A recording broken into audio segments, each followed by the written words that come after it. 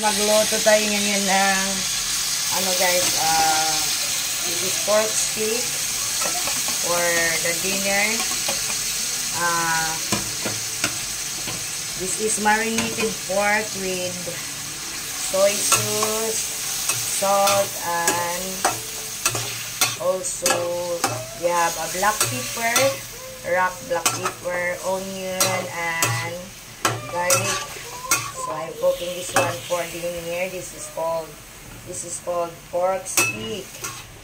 So first you fry the pork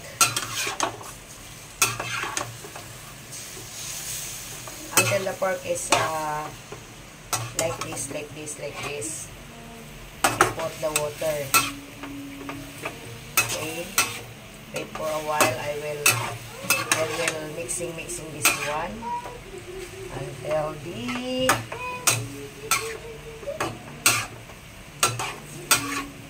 like that, because Nolan is going home. I have planned na that's the ulam for tonight is only sardines, but Nolan is 2 times a week lang go home. So I give the recipe pork steak because Nolan is always buying food, not cooking, because the induction cooker was broken. So Nolan always buying only in the canteen. So I cook this is my special recipe. You know that, guys, that's my special recipe. So I just mixing muna until the pork is look like this. Yes, because there's some pork not wait. This is in the cooking like this. I put water, guys. Wait for a while. Only a little bit of ecstasy. A little bit of ecstasy of water until the pork is like that. Oh, until the pork is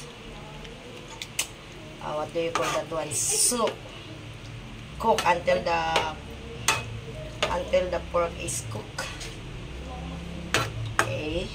So I will put pepper. Oh.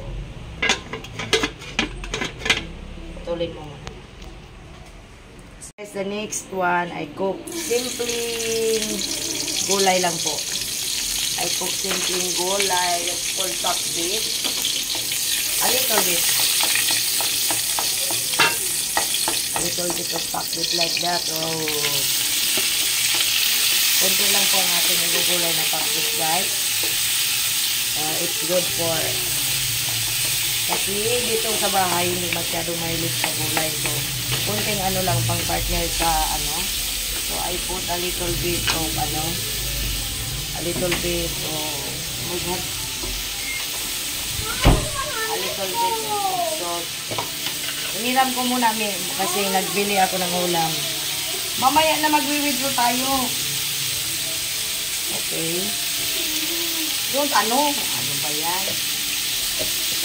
Tira naman ni mama yun eh. Okay, babalik natin yun. Okay, I put a little bit. Marami akong tira nasa pipan, kaya don't worry about that one.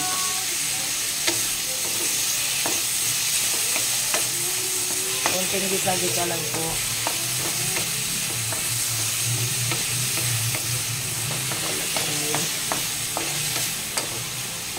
Mama, lots of money.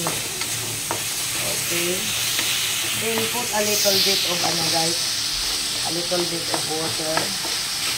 Then I will no seasoning. A little bit of simply cooking.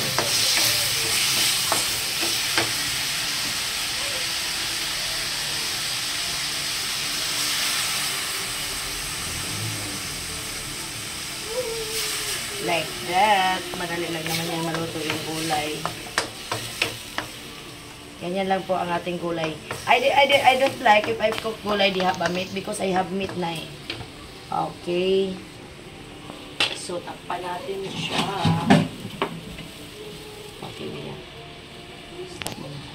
Guys, naluto na ang aking gulay. Kunti lang aking gulay. At ito ang ating pork stick. Ganyan ako magluluto ng pork stick, guys. Matitilimsikan tayo nito kasi wala tayong tagahawak. Oh my God. Always busy. Mahirap maging vlogger. Vloggeran. Tapos walang mag-a-assist sa'yo. Tapos pag may kita ka na, maraming makinabang. Ay, nako. Diba? Yan, lilipad na. So guys, I am from Bohol. I am Bisaya. So this is what I'm like.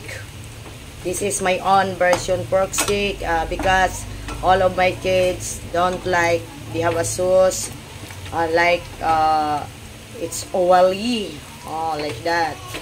So I will mixing so that the pork is fry. This is called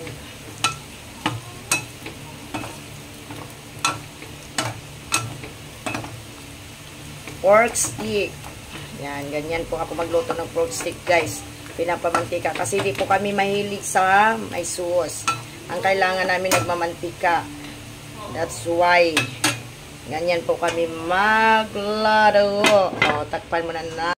Guys, luto na ang ating pork stick. Parang adobo, ayan. That's why ganyan po tayo magluto, guys. Yan po ang masarap. Yan po talaga ang pinakamasarap na luto. Naamoy mo ba yung ulam, Lily? Takam na takam ka sa ulam, Lily. Naamoy mo yung ulam, Lily po. Pag-black tayo, wala tayong bra. Kasi ayaw ko talaga mag-bra, guys. Super hot. So, and also this is the gulay. So, this is white I'm cook. Me, paabot na kutsara, me. Kutsara na. Malambot sa kalabasa. O, pero hindi pa pwede. Uy. So, this is my, like this. Wait. And luto na ang ating pork stick na parang adobo. Yan, gulay. Yan lang po ang aming ulam for dinner. Yan. Simple. Yummy. Oh. Thank you for watching, guys.